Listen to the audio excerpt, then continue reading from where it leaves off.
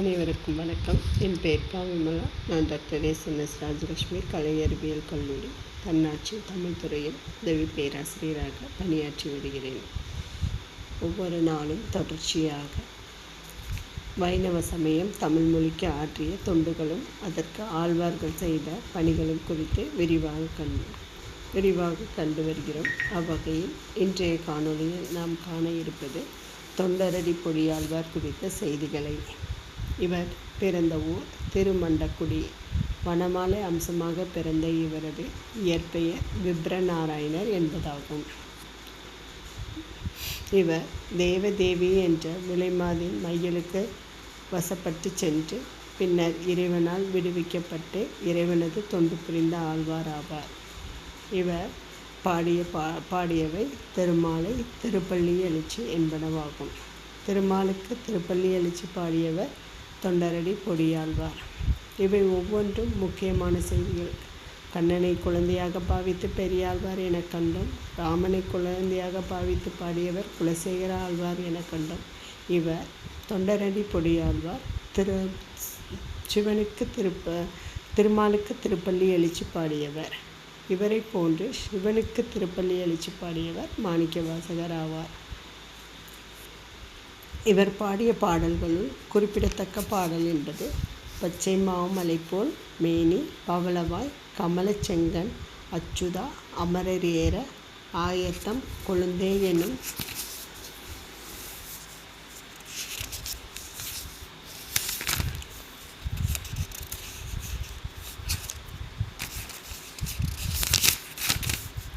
இச்சுவை தவிர யான் போய் இந்திரலோம் ஆளும் அச்சுவை பெறினும் வேண்டேன் அரங்கமா நகருளாலே.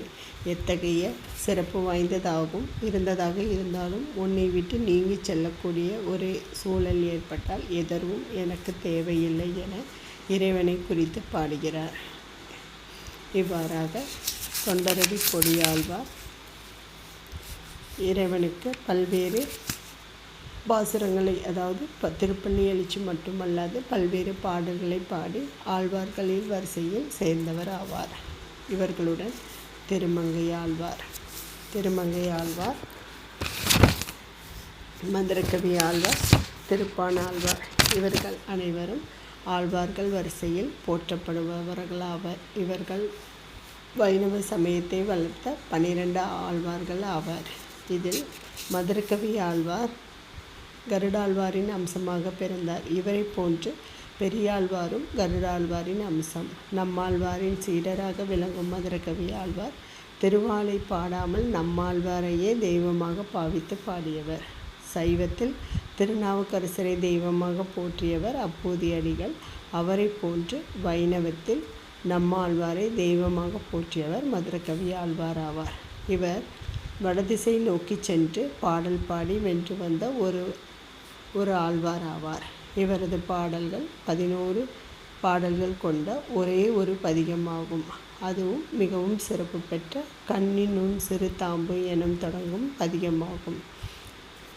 இவரது பாடல்களில் உள்ள மேற்கோள்களில் தேவு மச்சரியேன் குருகூர் நம்பி பாவின் இன்னிசை பாடி திரிவேனே, அதாவது செத்ததன் வயிற்றில் சிறியது பிறந்தால் எத்தை தின்று எங்கனே கிடைக்கும், அத்தை தின்று அங்கனே கிடைக்கும். அதாவது எத்தகைய சிறப்பு தன்னிடம் வந்தாலும் உன்னை தவிர வேறு ஒருவரையும் நான் செல்ல மாட்டேன் என மதுரகவி ஆழ்வார் நம்மாழ்வாரை குறித்து பாடிய செய்தியை கண்டோம். அடுத்ததாக திருப்பான ஆழ்வார். இவர் பிறந்த ஊர் உறையூராகும்.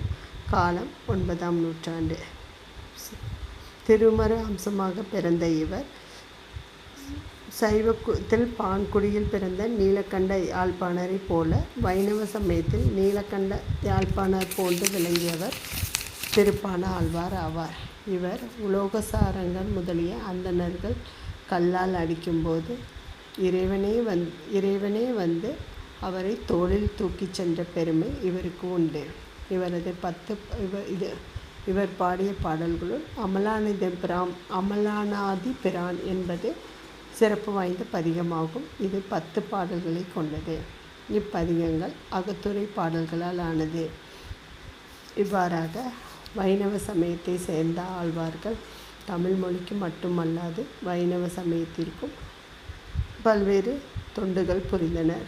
அதில் திருமாலை பற்றிய புகழுரையை உலகம் மக்கள் அறிந்து கொள்ளும் வகையில் பாசுரங்களாகவும் பாடல்களாகவும் பாடி பெருமாளின் பெருமையை உலகறிய செய்த பெருமை ஆழ்வார்களை சாரும். இவ்வாறாக வைணவத்தைச் சேர்ந்த 12 ஆழ்வார்கள் தமிழ் மொழிக்கு பல்வேறு தொண்டுகளை புரிந்தனர் என்பதை இக்காணொளி வாயிலாக கண்டோம். நன்றி, வணக்கம்.